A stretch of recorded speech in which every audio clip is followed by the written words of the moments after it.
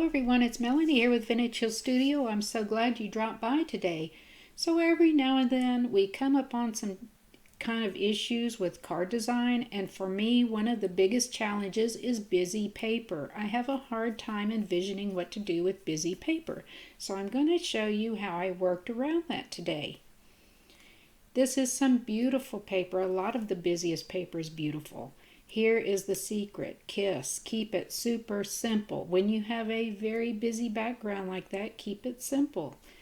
So my card base today is 5 by 6.5 inches, and I'm going to offset that with a black mat and then my pattern paper on top of that. There's the sizes for both of my mats.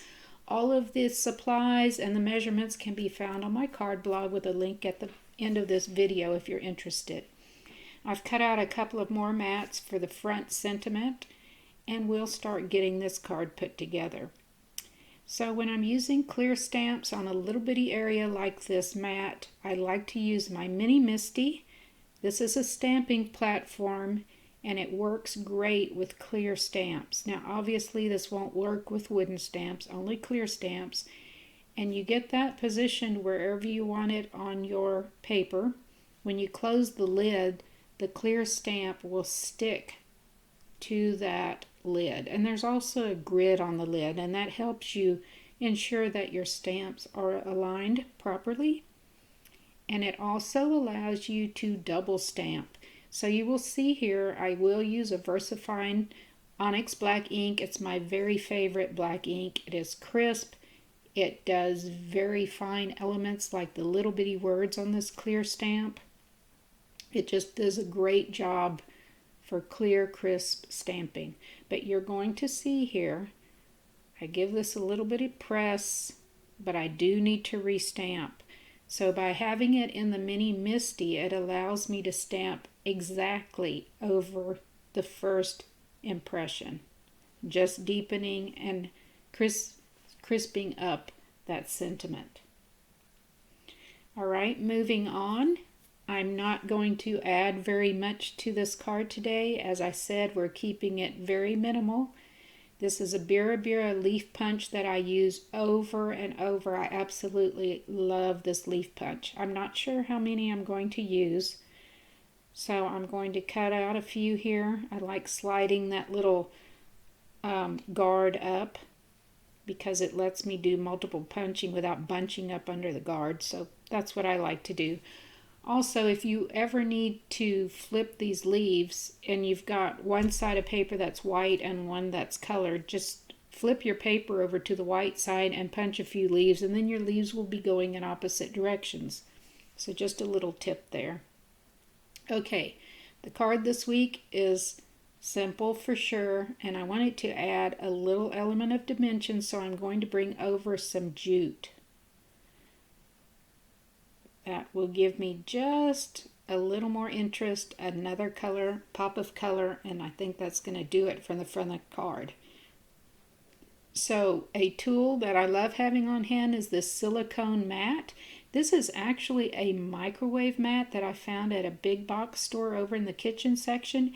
It is really inexpensive, and I use it all the time when I'm using tape runners, because as you can see I can go right over the edge and it protects my work surface, and the element I'm working on will not stick to the mat and leave any type of residue. So if you're looking for something to help you out here when you're using a tape runner or any adhesive, get yourself a silicone mat. You won't regret it. If you do happen to get any on your mat, you just take your finger and roll the adhesive right off. It does not leave a mess.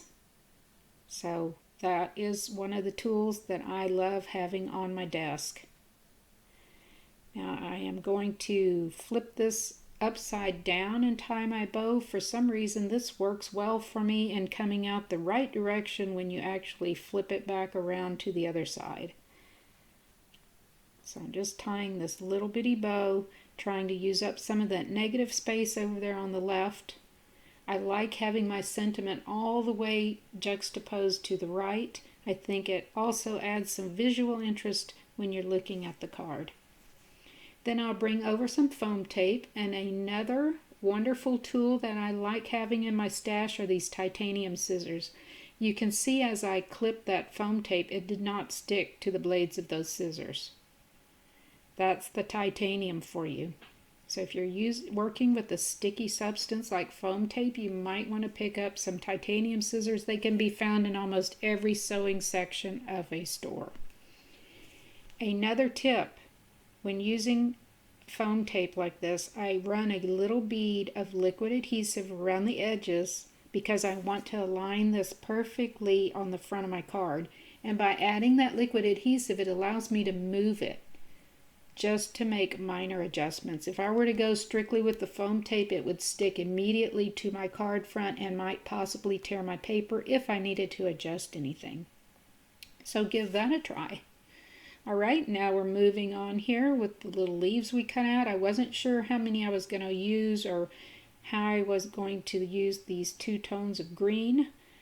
So again, I like to work in odd numbers. I decided that I would just add 3. This is just, again, going to give me a little pop of coordinating color there on the front of my card. And visually, just a little more detail without taking away from that busy paper or competing with the busy paper. That's the challenge, right? So here it is. It's a keep it super simple kind of card day. I hope that you found this, maybe you gained something from watching this and you're inspired to look through some of your busy paper and see what you can use. I was glad to get this out of my stash. It's been sitting there for a while, and I love the way this card came out, and it doesn't have to take a lot of time to come up with a beautiful card design. Thank you so much for dropping by today. I'd love to have a comment from you. If you're a returning subscriber, good to see you again. If you're new to the channel, feel free to subscribe. I post weekly videos, and I'd love to see you again next week. Happy crafting, everyone!